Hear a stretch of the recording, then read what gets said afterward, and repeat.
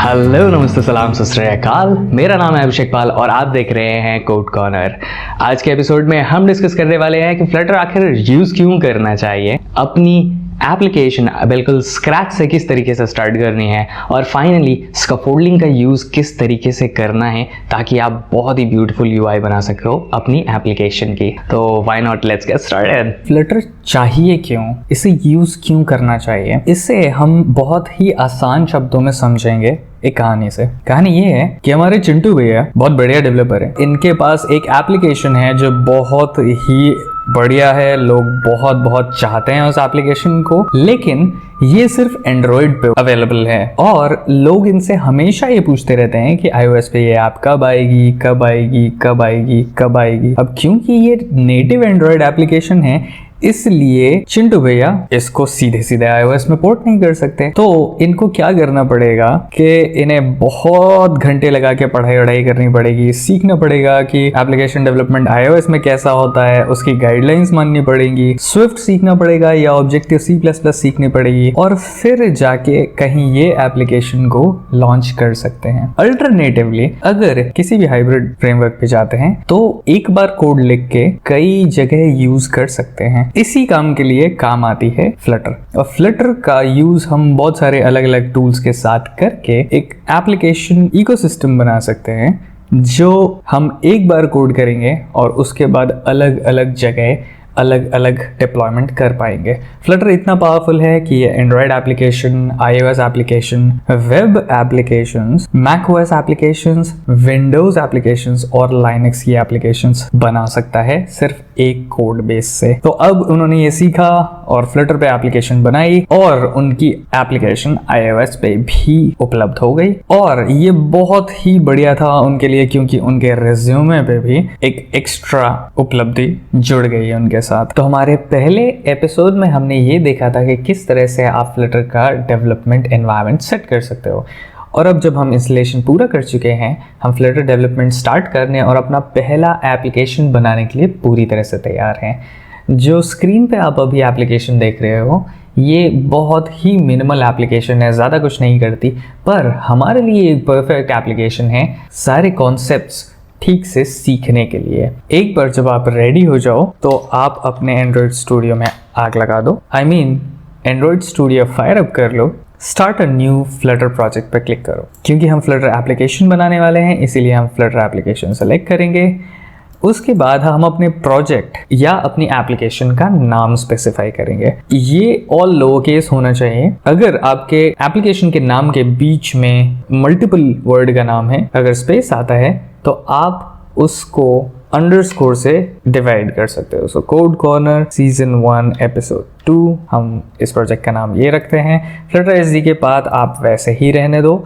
मैं archive select कर लेता हूँ, मैं ओपन पर क्लिक करता हूँ और उसके बाद डिस्क्रिप्शन में डेमो एप्लीकेशन फॉर ये लिखते हैं, फिर करते हैं नेक्स्ट। अब अगर आप पैकेज का नाम देखो तो ये कुछ com.example.something आ रहा होगा। पैकेज का नाम में अगर आप ध्यान से देखो, कोड कॉर्नर S1E2, ये तो आपके प्रोजेक्ट का नाम है। उसके बाद आपकी वेबसाइट जो भी हो जिसके लिए आप ये एप्लीकेशन बनाने वाले हो, उसका URL आप रिवर्स ऑर्डर में लिखोगे। तो inlabs.in को आप in.inlabs लिख सकते हो और उसके बाद आप कर सकते हो फिनिश पे क्लिक। एक बार आप फिनिश पे क्लिक करोगे तो ये फ्लटर प्रोजेक्ट क्रिएट करने लगेगा। एक बार वो क्रिएट हो जाएगा तो हम आगे का डेवलपमेंट देखेंगे। मैंने आपको रिकमेंड किया था कि आप विजुअल स्टूडियो कोड यूज कीजिए, मेरा प्रेफर्ड एडिटर भी वही है, लेकिन एंड्रॉयड स्टूडियो में बहुत सारी ऐसी खूबियां हैं जो आपको विजुअल स्टूडियो कोड में नहीं मिलेगी। एक बार आप ये जानकारी हासिल कर लें, फिर आप विजुअल स्टूडियो कोड पे मूव कर सकते हैं अपने प्रेफरेंस के हिसाब से। डिफॉल्ट एप्लीकेशन यहाँ पर बन के आ गई है और अगर मैं अब यहाँ सेलेक्टर से iPhone 11 को सिलेक्ट करता हूँ, सिमुलेटर को सिलेक्ट करता हूँ, क्लिक करता हूँ रन पे, हम थोड़ा सा वेट करेंगे। अब जब आप इसको रन करोगे, ये एप्लीकेशन कुछ इस तरीके से दिखाई देने वाली है, पर ये वो एप्लीकेशन नहीं है जो हम बनाना चाहते हैं। हम ये सब डिलीट कर देंगे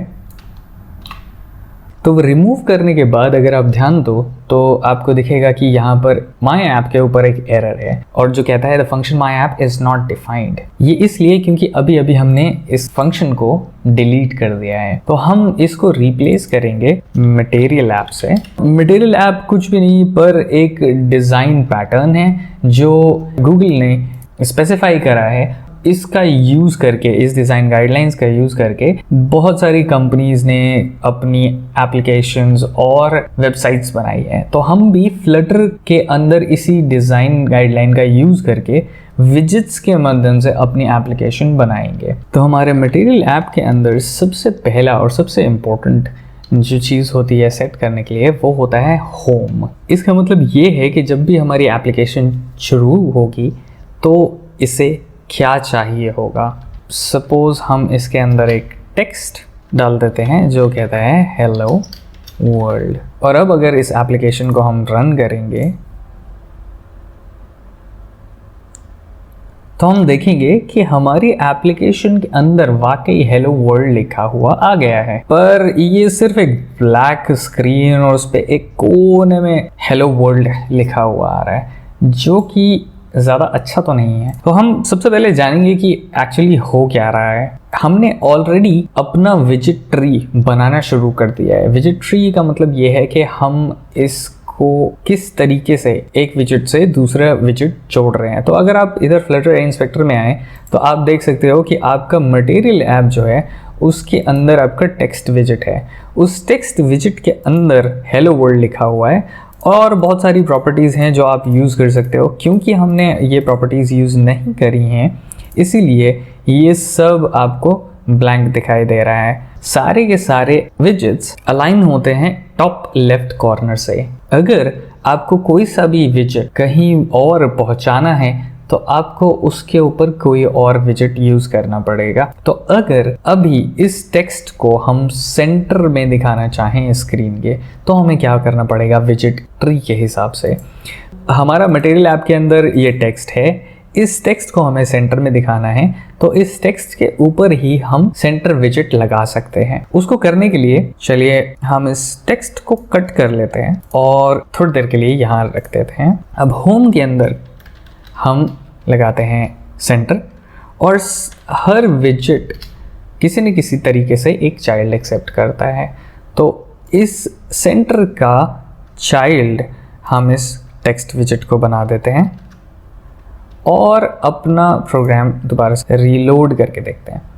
अब अगर आप देखो हेलो वर्ल्ड हमारे स्क्रीन के सेंटर में आ गया है और अगर आप फ्लटर इंस्पेक्टर पे वापस जाओ तो आप देख सकते हो कि टेक्स्ट सेंटर मटेरियल ऐप। अगर इसे रिवर्स ऑर्डर में देखो तो मटेरियल ऐप के अंदर एक सेंटर विजेट है, उस सेंटर विजेट के अंदर ये टेक्स्ट विजेट है। इसी तरीके से आप सारे के सारे विजेट्स स्ट्रीमलाइन कर सकते हो अपनी ऐप की यूआई बनाने के लिए। अब अगली चीज़ अगर हम देखें तो हमारा पूरा का पूरा कोड एक ही लाइन में लिखा हुआ है। मेरी माने तो ये बहुत अच्छा नहीं दिखाई दे रहा है। जब भी आप फ्लटर का या डार्ट का प्लगइन इंस्टॉल करते हो चाहे VS कोड में या फिर एंड्रॉयड स्टूडियो में, आपको एक ऑप्शन मिलता है फॉर्मेटर का। अगर आप राइट क्लिक करोगे और reformat code with dart FMT पर क्लिक करोगे तो आप देख सकते हो कि आपका कोड ब्यूटीफुली फॉर्मेट हो गया है। ये ज़्यादा रीडेबल है। यहाँ पर आपका सेंटर और मटेरियल ऐप खत्म हो रहा है, यहाँ पर आपका टेक्स्ट है, यहाँ पर सेंटर शुरू हो रहा है और यहाँ मटेरियल ऐप शुरू हो रहा है। फ्लटर टीम ये एडवाइस करती है कि जब भी आपका विजिट खत्म हुआ आप उसके एंड में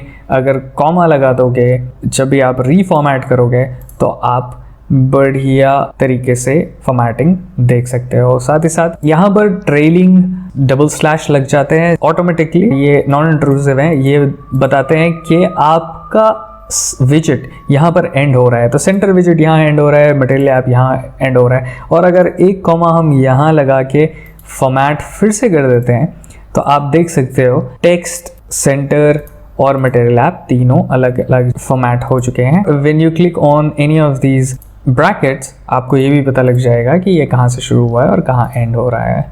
किसी भी प्रोग्रामिंग लैंग्वेज में कमेंटिंग बहुत ही काम की चीज़ होती है मेरे ख्याल से। और अगर आप देखो तो 2 लगाकर अगर आप कुछ भी लिखोगे तो वो एक कमेंट माना जाता है फ्लटर और डार्ट के अंदर। अगर हम कभी भी वापस आके ये जानना चाहें कि यहाँ सब क्या हो रहा है, हम यहाँ पर कमेंट्स छोड़ सकते हैं। For example flutters main starting point, और जब मैं कभी भी इस प्रोजेक्ट को खोल के और वापस आऊँगा तो मुझे पता लग जाएगा कि ये मेन स्टार्टिंग पॉइंट है हमारे फ्लटर का।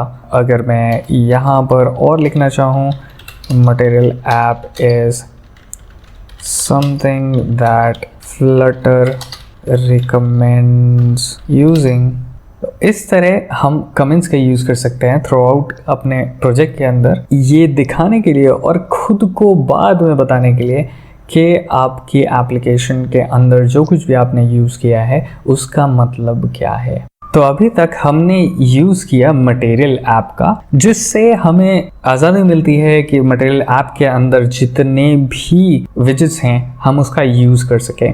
लेकिन मटेरियल ऐप अभी आपको कंप्लीट लुक एंड फील नहीं दे रही है, क्योंकि आपको कुछ चीज़ चाहिए जिसका नाम होता है स्कैफोल्ड। अब स्कैफोल्ड क्लास क्या करती है, ये आपको सारी की सारी वो चीज़ देती है जो एक एप्लीकेशन की बॉडी के लिए ज़रूरी है। तो अगर आप अभी देखो एक टॉप बार, एक बॉडी और फ्लोटिंग एक्शन बटन, इस टाइप की चीज़ें अगर आपको चाहिए तो आपको स्कैफोल्ड का यूज़ करना पड़ेगा। आई वुड हाईली रिकमेंड कि आप स्कैफोल्ड क्लास को फ्लटर की वेबसाइट पे जाके उसके बारे में और सब कुछ जानो, पर हम अभी फ़िलहाल इसका यूज़ करके अपनी एप्लीकेशन को बनाने के लिए आगे बढ़ेंगे। तो स्कैफोल्ड यूज़ करने के लिए हम सेंटर डिलीट करते हैं और मेक श्योर आप सेंटर के स्टार्ट से लेके और सेंटर के एंड कमेंट तक आप इसे डिलीट कर दो, और उसके बाद यहाँ पर टाइप करो स्कैफोल्ड।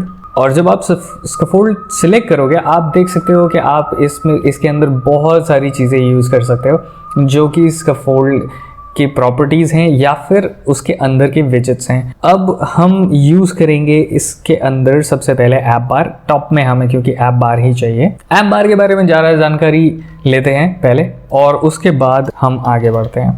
तो अगर हम ऐप बार क्लास में जाएं तो हम देख सकते हैं कि ऐप बार क्लास के अंदर हमें बहुत सारे ऑप्शंस मिलते हैं। शुरुआत में आइकन लगा सकते हो, उसका टाइटल लगा सकते हो और उसके बाद एक्शन बटन्स लगा सकते हो, फ्लेक्सिबल स्पेस बना सकते हो और बॉटम भी बना सकते हो। जैसे आप व्हाट्सएप में कई सारे टैब्स देखते हो, वही कुछ हम करेंगे। तो हम ऐप बार क्लास का यूज करते हैं और इस ऐप बार के अंदर हमने देखा था कि हम यूज कर सकते हैं टाइटल। अब टाइटल के लिए वापस हम यूज करेंगे टेक्स्ट विजेट का, और टेक्स्ट विजेट के अंदर हम लिखेंगे प्रोफाइल पिक्चर।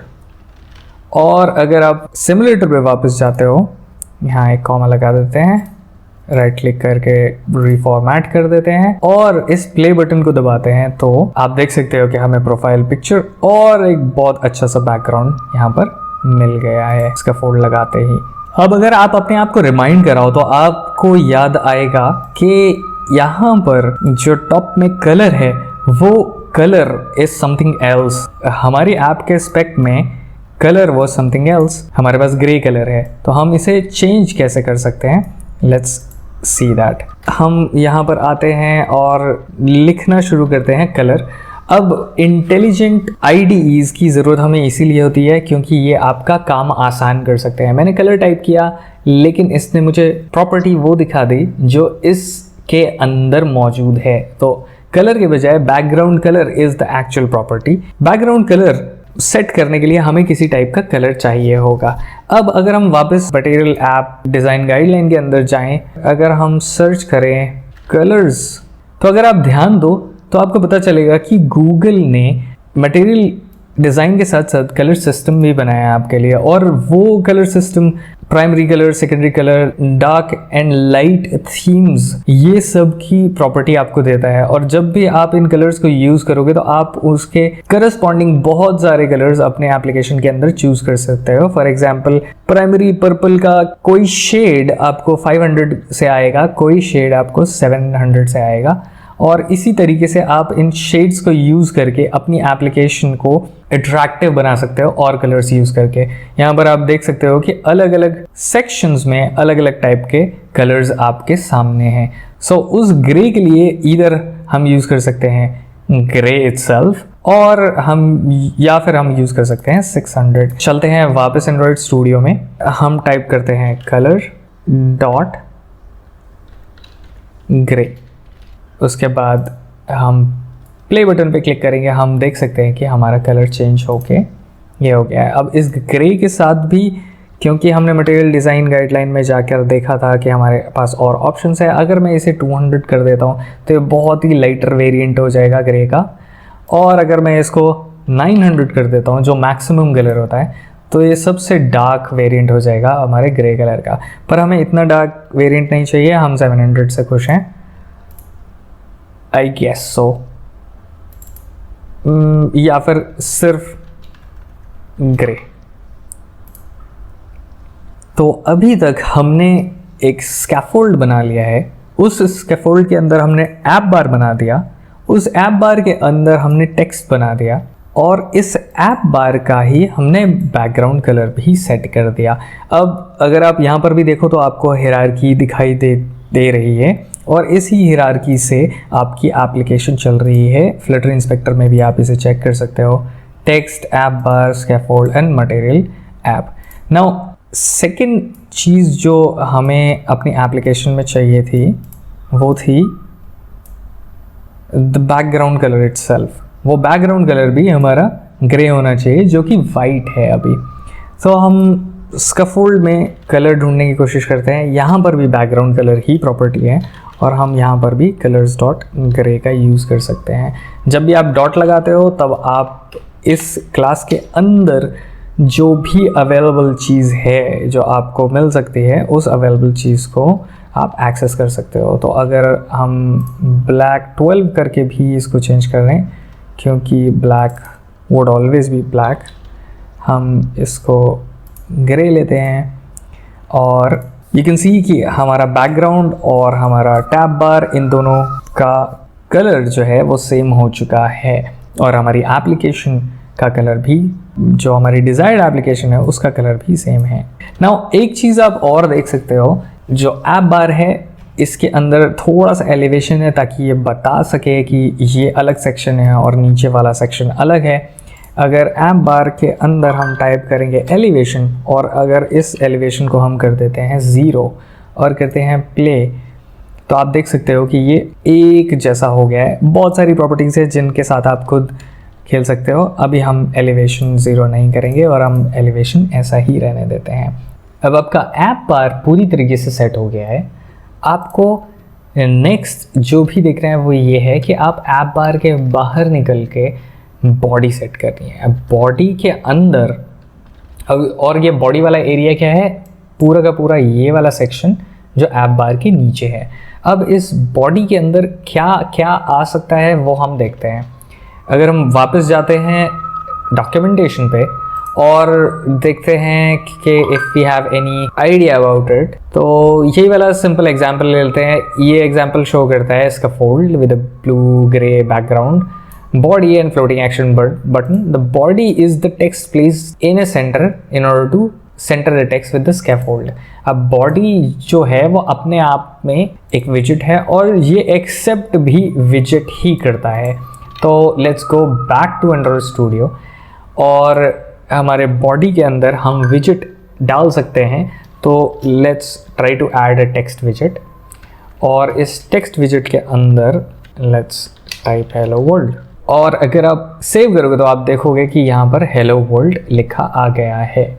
पर ये तो बिल्कुल कॉर्नर में गया, और ये भी उसी तरीके से कॉर्नर में चला गया है जिस तरह से हमारी एप्लीकेशन शुरू में कॉर्नर में गई थी, क्योंकि वो पूरा का पूरा मटेरियल ऐप था जिस पर हमने हेलो वर्ल्ड टेक्स्ट ऐड किया था।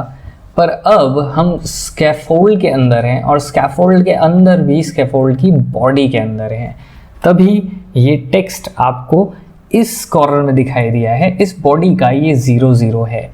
क्योंकि हमें ये टेक्स्ट सेंटर करना है तो हम ऑप्शन एंटर पर क्लिक करेंगे, और ये कोड हिंट करेगा रैप विद सेंटर पे, हम उसे एंटर कर देंगे, और फिर इसे अगर प्ले करेंगे तो हम देख सकते हैं कि हमारा टेक्स्ट सेंटर में आ चुका है।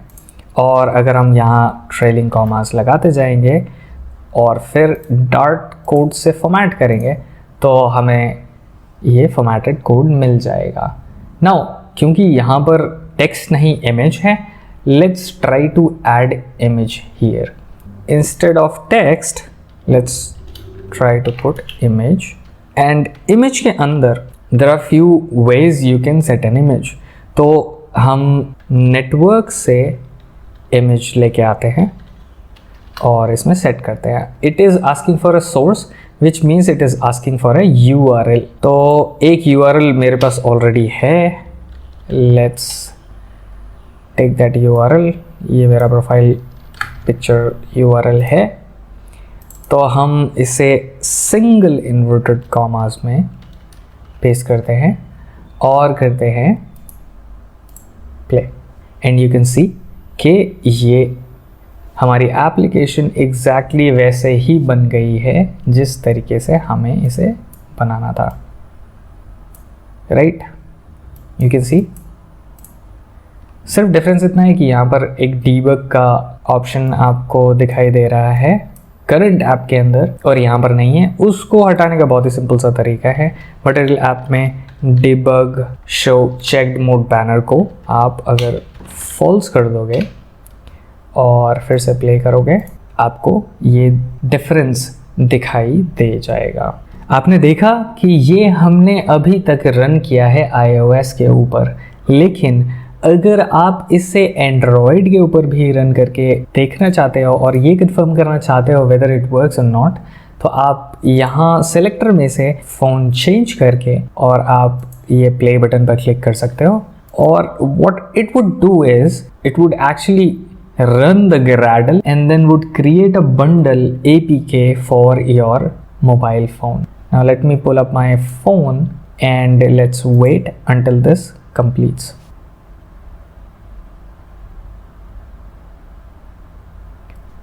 और आप देख सकते हो इन दोनों के बीच में अंतर. iOS की application looks like an iOS application और application on Android looks like an application on Android. Basic चीज़ें दोनों में एक हैं. ऐप बार इसमें भी है, ऐप बार इसमें भी है, और दोनों के दोनों would have the image as per their own resolution and all that stuff, but then ultimately they will look native on and even perform natively on both of these platforms. And now if you want the look and feel to be exact same, यहाँ पर ये centre में नहीं है और यहाँ पर ये सेंटर में है. आपके पास इस टाइटल को सेंटर में रखने का, और सेंटर टाइटल अगर आप ट्रू कर देते हो और इसको वापस से रन करते हो तो यू कैन सी कि आपका टाइटल यहाँ पे भी सेंटर में आ गया और दोनों पे ही आपका टाइटल सेंटर में है. And it works like that. अब इसको मैं क्विट कर देता हूँ. फ्लेक्सिबिलिटी के हिसाब से आपके पास एक और तरीका है इस इमेज को यूज़ करने का, और वो है इमेज. और इसके अंदर अगर आप यूज़ करोगे network image, and let me see हमारा URL क्या था. वापस से अगर हम ये URL डाल के लेट्स गेट बैक. ओके, यहाँ अगर हम रीलोड करते हैं तो ये एप्लीकेशन अभी भी हमारे पास रीलोड हो रही है और ट्रेलिंग कॉमास लगा के हम रीफॉर्मेट करेंगे and you can see it works flawlessly. कई बार ऐसा भी हो सकता है कि आप अपनी एप्लीकेशन के अंदर जो कुछ भी आ रहा है नेटवर्क से ना आके आपके लोकल फोल्डर्स से आए. उस केस में हम एसेट्स का यूज करेंगे. अगर आप लेफ्ट में देखो तो आपके प्रोजेक्ट के अंदर आपके पास बहुत सारे फोल्डर्स हैं. इनमें एक फोल्डर आप बनाओ डायरेक्टरी. आप एक फोल्डर बनाओ, नाम रखो एसेट्स, और एसेट्स के अंदर एक डायरेक्टरी बनाओ, नाम रखो इमेजेस. इस इमेजेस फोल्डर के अंदर open it up in finder, reveal in finder, get that image. Okay, हमारे पास ये इमेज आ गई है. आप देखो इसका नाम बड़ा अजीब है. इस तरह के नाम हम अवॉइड करते हैं, स्पेसेस हम अवॉइड करते हैं फाइल नेम्स में. हम रिवील इन फाइंडर करेंगे और इसका नाम चेंज कर देंगे. सो इसका नाम कर देते हैं हम user.png. तो ये जो इमेज है, अब आपको इस इमेज को यूज़ करना है। सबसे पहले आप राइट क्लिक करके इसका कॉपी रिलेटिव पाथ कर लो। हम जाते हैं एक फाइल कॉल्ड pubspec YAML। इस फाइल के अंदर आप यहाँ देख सकते हो कि assets नाम का एक फोल्डर है। इसके अंदर आप देख सकते हो कि ये कमेंटेड है। YAML में कमेंट करने का अलग तरीका होता है, हैश या पाउंड साइन लगा के आप इसे कमेंट कर सकते हो। हमें कमेंट हटाना है और ये स्पेस भी हटाना है, क्योंकि YAML डिपेंड करते हैं इंडेंटेशन के ऊपर, और जो भी इंडेंटेशन आपके एप्लीकेशन के अंदर इसका होगा, जिस भी स्ट्रक्चर में इस एप्लीकेशन को चलना होगा, वही इंडेंटेशन आपको यहाँ पर यूज़ करना चाहिए। जब आप एसेट्स पे आ जाओ, उसके बाद जब आप एंटर करोगे तो आपको ये बाय डिफ़ॉल्ट एक इंडेंटेशन बना के देगा, और उस इंडेंटेशन पे आप अपने एसेट्स डाल सकते हो। तो हम जो कॉपी करके लाए थे उस एसेट को हमने यहाँ पर डाल दिया, और उसे डालने के बाद हम यहाँ पर pub get पर क्लिक करेंगे। pub get पर क्लिक करने के बाद आपको ये process finish with exit code 0 आया। इसका मतलब ये है कि आपका एसेट ठीक से सेट हो गया है। हम जाते हैं main.dart के अंदर। अब main.dart में हमने पहले नेटवर्क इमेज यूज़ करी हुई है, इसको हम पहले रिफॉर्मेट कर लेते हैं वापस। इस नेटवर्क इमेज की जगह हम यूज़ करने वाले हैं एसेट इमेज, और इस एसेट इमेज को चाहिए ये लोकेशन। तो अगर हम अब इसे प्ले करें, ये चल जाना चाहिए। और अभी आप देख रहे हो कि ये एप्लीकेशन चलती हुई दिखाई दे रही है, पर हम डेटा ऑफ कर देते हैं और फिर से इसे रन करते हैं। डेटा ऑफ करके रन करने से हमें पता चलता है कि ये नेटवर्क से नहीं, ये लोकल एसेट डायरेक्टरी से आ रहा है हमारे पास। डूइंग दैट हमें ये पता लगा कि हम इस टाइप की एप्लीकेशन को किस तरीके से बना सकते हैं। नाउ इफ यू नोटिस, हमारे एप्लीकेशन में सब कुछ हो चुका है, पर हमारे पास डिफ़ॉल्ट फ्लटर का आइकन है। और कोई भी एप्लीकेशन जो आप यहाँ पर देख सकते हो, इन सारे एप्लीकेशन के अपने कस्टम आइकन्स हैं, और जब भी आप स्टोर पे इस एप्लीकेशन को डालने चाहोगे फाइनली बना के, तब आप बिल्कुल भी नहीं चाहोगे कि आइकन हो वो इस तरीके का दिखाई देता हो। तो अगर आप थोड़ा पुराना याद करो तो मैंने आपको बताया था कि आपके प्रोजेक्ट के अंदर एंड्रॉयड और iOS दोनों ही हैं। अब अगर आप एंड्रॉयड पर जाओगे, मैक्सिमाइज करोगे, ऐप के अंदर, सोर्स के अंदर, मेन के अंदर और रेज के अंदर, यहाँ तक अगर आप जाओगे और इसको रिवील इन फाइंडर करते हो या फिर ओपन इन एक्सप्लोरर करते हो अपने विंडोज सिस्टम पे, तब आप देख सकते हो कि ये drawable, map map HTTPI, map map MDPI, सारे मैप मैप फोल्डर्स जो हैं उनके अंदर ये आइकॉन है। ये अलग अलग साइज के आइकॉन्स हैं और यही सर्व करते हैं जब आप अपनी एप्लीकेशन प्ले स्टोर पर, ऐप स्टोर पर डालते हो या फिर डिप्लॉय करते हो किसी डिवाइस पर। हमें ये सारे आइकॉन्स चाहिए इन्हीं साइजेस में अपनी एप्लीकेशन के लिए। या तो आप इसे अपने आप डिजाइन कर सकते हो, या एक छोटा सा टूल है बहुत ही आसान, विच इज iconcutter.com। आप इस पर जाके अपना आइकॉन अपलोड कर सकते हो। तो हम उस फोल्डर में जाएंगे जहां हमारा आइकॉन है, उस आइकॉन को हम ओपन कर लेते हैं। हमें चाहिए आईफोन के लिए और एंड्रॉयड के लिए। हम जनरेट पर क्लिक करेंगे और इसने ये जिप फोल्डर हमें बना के दे दिया है। तो हम इस जिप फोल्डर के अंदर जाएंगे और हम देख सकते हैं कि एंड्रॉयड iOS के हमें आइकन्स मिल गए हैं। ये सारे के सारे मैप मैप वाले फोल्डर्स हैं। और फिर हमें प्ले स्टोर के लिए एक एक्स्ट्रा आइकन भी मिला है जो हम प्ले स्टोर पर अपलोड कर सकते हैं। तो हम इन सारे फोल्डर्स को करते हैं कॉपी, इसको कर देते हैं पेस्ट, अप्लाई टू ऑल करके रिप्लेस। इसमें कुछ एक्स्ट्रा फोल्डर्स भी हैं जो कि अच्छी बात है हमारे एप्लीकेशन के लिए। अगर हम बैक करते हैं और जाते हैं iOS वाले फोल्डर में, इस वाले फोल्डर में आप देख सकते हो ऐप icon.icon set, और इसके अंदर ये सारे एप्लीकेशन आइकन्स हैं। हम वापस जाते हैं अपने एंड्रॉयड स्टूडियो पे, प्रोजेक्ट का एंड्रॉयड वाला सेक्शन वापस मिनिमाइज करके iOS वाले सेक्शन में जाते हैं। इसके अंदर आप देखेंगे रनर, assets.xc assets और app_icon.appIconSet। आप इसको भी रिवील इन फाइंडर करेंगे और इसको ओपन करेंगे तो इसके अंदर आप बहुत सारे आइकन्स देख सकते हैं। आई गेस हमारे पास आइकन्स इतने ही सारे हैं। हम Ctrl A, move to trash, paste all of these. तो हमारा ये एप्लीकेशन के आइकन्स हो गए हैं सेट।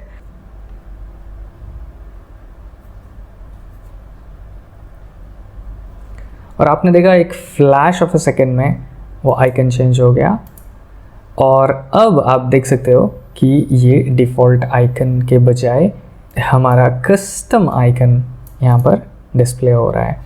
और अगर हम अपने एंड्रॉयड फ़ोन पर चेक करें तो ये हो गया है इंस्टॉल, और इसको मिनिमाइज़ करते हैं और चेक करते हैं। The name was code corner. You can see that the icon is exactly round like the way all other icons are, और अगर आप इसको कहीं भी डालना चाहो आप डाल सकते हो। It looks cool, it works cool and it functions cool as well. Congratulations यहाँ तक पहुँचने के लिए, इस एपिसोड को ख़त्म करने के लिए और ये एप्लीकेशन सीखने के लिए। अब टाइम है चैलेंज का। जो भी आपने आज की वीडियो से सीखा है वो आप एक एप्लीकेशन बना के प्रैक्टिस करोगे। एक एप्लीकेशन जैसे मैंने यहाँ बनाई है thanks talk, thank you doctor इसके टॉप ऐप बार में लिखा हुआ है और इसकी बॉडी में एक इमेज है एक डॉक्टर की। ऐसे ही आप भी कोई सी भी एप्लीकेशन अपनी मर्जी से बना सकते हो। क्या इमेज उसके ऊपर लगानी है, क्या लिखना है, किस कलर की एप्लीकेशन बनानी है और उसको ऐप आइकन क्या देना है, ये सब कुछ आपके ऊपर है। लेकिन जब आप वो एप्लीकेशन बना लो उसका स्क्रीनशॉट लेके उसे कहीं अपलोड करके लिंक मुझे कमेंट सेक्शन में ज़रूर डालना। आपको कोई भी इश्यू आया है आप वो मेरे से शेयर करो, आई विल कमेंट बैक और उस इश्यू को हम मिलके रिजॉल्व करने की कोशिश करेंगे। So that was it for today's show. आप मुझे बताइए कि आपको क्या अच्छा लगा, क्या इम्प्रूवमेंट आप चाहते हैं। प्लीज़ लाइक कीजिए, कमेंट कीजिए, सब्सक्राइब कीजिए और इस वीडियो को शेयर कीजिए जितना ज़्यादा से ज़्यादा हो सके। मैं मिलूँगा आपको नेक्स्ट वीडियो में, तब तक के लिए जय हिंद, जय भारत।